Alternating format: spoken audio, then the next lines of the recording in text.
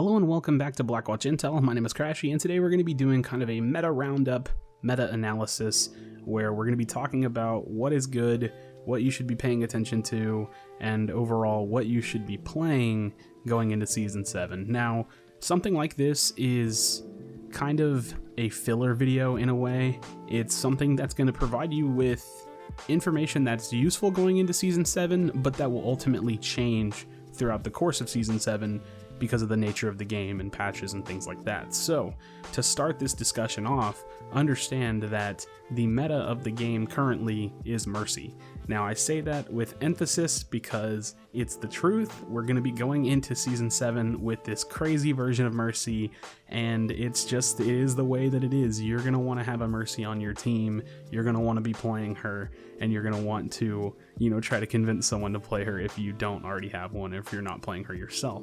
So, Mercy is the name of the game. Off healer is Ana and Zenyatta. Now, the thing about Lucio, the thing about Symmetra, is that they're still good. I mean, obviously Symmetra is very niche and should be picked in, very specific scenarios like first point Eichenwald or first point Hollywood defense, in my opinion.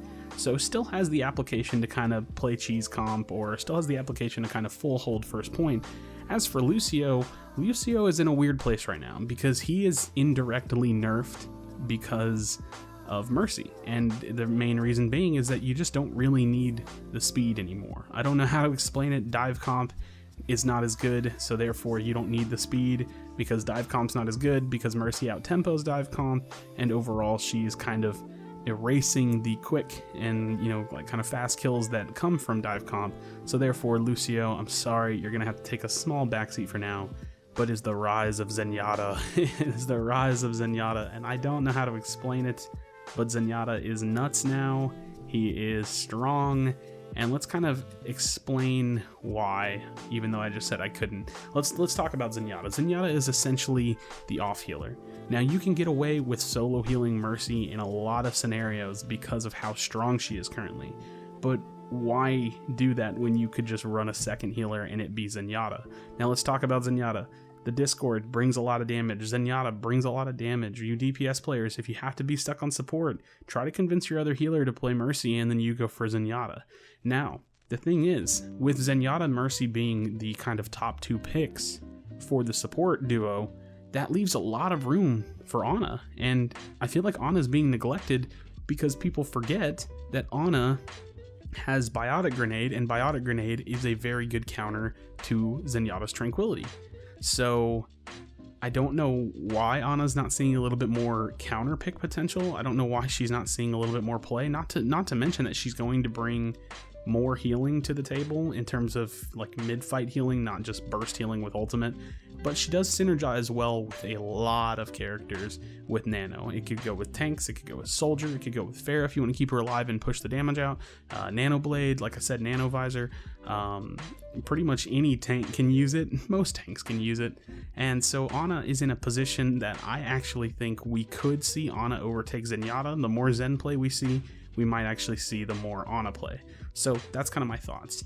As for tanks, and I think I've said this in a previous video, this is like these last two seasons have been the seasons to be a tank main. There's almost every single tank, actually no, every single tank in the game is not only viable, but very applicable in a lot of situations. You have your solid main tanks, which are like Orisa, Winston, and Reinhardt, and I mean, seriously, still a lot of usage, good attack for any of those three, good defense kind of position for any of those three, and then you have your brawler tanks, which arguably Winston could be considered a brawler tank too, but he's often viewed as a main tank, in my opinion, just because of the space that he's able to provide. Now, he dies very quickly, so I don't mean that in terms of his tankiness, but more about the space that he can provide a team and the pressure that he can bring. But you do have your kind of brawler tanks, Diva, Roadhog, and Zarya. Zarya is not getting enough credit, I think. I think Zarya is insane. She has one of the best ultimates in the game, and I think, I mean, really, there's a lot of tank duos. I couldn't even tell you what's the best right now. I really couldn't. I think Winston Diva, if you wanted to run like Nivy tanks and make a lot of space, is good. I think Diva Roadhog for being very annoying in their face. I think Roadhog got an amazing buff because He is not only good at finding damage, getting picks, kind of self-sustaining and solo carrying in a sense, but he's also like one of the best targets, if not the best target to get res by Mercy. So obviously we know it's Mercy meta right now, you might as well run Roadhog. As for Reinhardt, still amazing. Winston, amazing. Orisa, probably the weakest tank out of the roster in my opinion. It's either Orisa or D.Va, and it's not because she's bad, she just has a little inadequacies about her. I think we're going to see some changes for Orisa in the future, but it's hard to say. But still, even so, her shield is just really, really strong. Do not underestimate Orisa. She is definitely a force to be reckoned with. So the tank category is in probably the best position it's been, at least these last 2 seasons. So DPS picks, what are we playing? It's actually crazy to say this, but I think we are in a meta where about 80% of the roster is pretty good. And I mean for DPS picks, that is. I think, you know, Reaper has his usage pretty solid, Soldier really good, Genji really good, McCree, Pharah, Tracer, Junkrat, amazing. Now obviously we can go in depth about how the niche pick heroes can affect the game, but I think if you're picking what's, you know, to be considered a primary DPS hero, someone like Genji, you know, someone like Soldier, someone who's very staple DPS, even Junkrat now, he's really put himself in that position with the, you know, the buffs that we saw to him. He's really put himself in that position where he is just a very strong DPS. If you're playing someone that kind of fills that role, then you're going to be fine. And I don't want to tell you that, you know, you have to have a specific duo of DPS picks, because you really don't.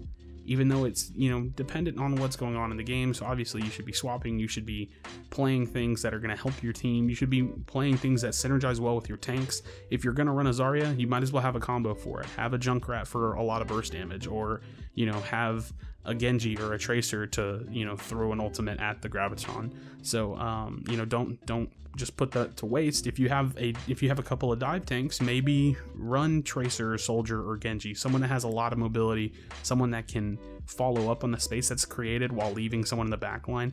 I know Soldier was getting a lot of play in the olden days with dive comp, and he's still good for that. Now, I mean, dive comp is a little bit weird and it's much more tempoed, because you probably still run dive comp with Mercy, but it's still not a bad comp. Like, you can run Mercy, Lucio, and run dive heroes, and it's actually still really good. And I feel like that as a comp is actually being neglected. I'm not saying it's top tier, I don't really know, but I do think it's worth giving a shot. Now, one thing that I was going to make this its own video, but I guess I'll just kind of throw that in here, is that there are much more compositions that have yet to be found. And I know we've talked about the spam comp here on this channel, and it's still just something that I don't see being picked very often. I think people kind of feel the pressure to have a hit scan, or the flanker popularity is just really high. Like, you almost always will have like a Tracer or a Genji, and even though the kind of duo combination of DPS picks between Junkrat and Pharah isn't super popular, it actually is a kind of composition that creates a lot of space, and is actually something that works really, really well, in my opinion, in the current meta, because you can run something like a Winston, and you can have like either an anchor tank or someone that follows up with him like a D.Va or a Zarya, and have good combos with the Graviton, with the Winston creating a lot of space, with all the spam damage that kind of repositions your enemies. So, I mean, don't shy away from, you know, having a Pharah on your team and picking Junkrat, or don't shy away from having a Junkrat on your team and picking Pharah. And if you're, you know, a healer, or if you're a tank player, don't be afraid to see combinations like that coming out of, you know, your DPS picks, because stuff like that is actually a lot better than you would expect. Now, if they start running like a Pharah against it, you know, you may want to consider getting a hit scan, but I don't think that that's as big of a counter as people think it is. Especially with how strong Mercy is, you pretty much guarantee that if you have a Pharah, you're probably gonna have a Pharah Mercy combo or a Pharmacy combo, and that's just that's really hard for a single hit scan to deal with. So, you know, be a little bit open-minded with the DPS picks. Now, I'm not saying Hanzo and Bastion and Torbjorn and Mei and all these different kind of more niche heroes should come into play, but, you know, you still just be a little bit more open-minded. I think the meta is actually in a pretty solid state. It's weird to say that because of Mercy, and I definitely think that Mercy is going to be better when we get some changes to her. Hopefully, I'm praying that Mercy's not such a a must-have pick, because if Mercy can fall just in line where it's like, hey, what 2 healers do we want? And it's really just kind of open-ended, like, oh, I don't know, Mercy could be cool here, or oh, you know, Ana Lucio could be cool here. I think we'll have a really cool meta where more compositions will come out of the woodworks, where it's not always about these super long team fights and, you know, always having the reses on cooldown. And, you know, I think it's going to be a meta that is something that we can get excited about because of the state of all the other heroes. Like I said, I think tanks are great. I hope they don't touch tanks for a while, and hopefully we'll be getting a new healer, so maybe that'll shake up the support meta a little bit, and we'll just have to wait and see. So that's kind of my rundown of the current meta. I think this meta has been much more all-inclusive than previous metas, and although we still feel a little forced and we're very kind of restricted on what we can get away with because of Mercy, I think that might slowly dwindle. So don't be afraid to run some different things. Don't be afraid to, you know, pull out 3 tanks again, or don't be afraid, you know what I mean? Like there's some strengths in these potential compositions. So I'm excited to see how the meta evolves for Season 7. These are kind of my thoughts and how I've been feeling about it, especially from the end of Season 6, and now we're transitioning into a new season very soon. So let me know your thoughts in the comment section below. So I appreciate you for checking out this video. Please not leaving a like and subscribe for future content. I appreciate it again, and I'll see you on the next video.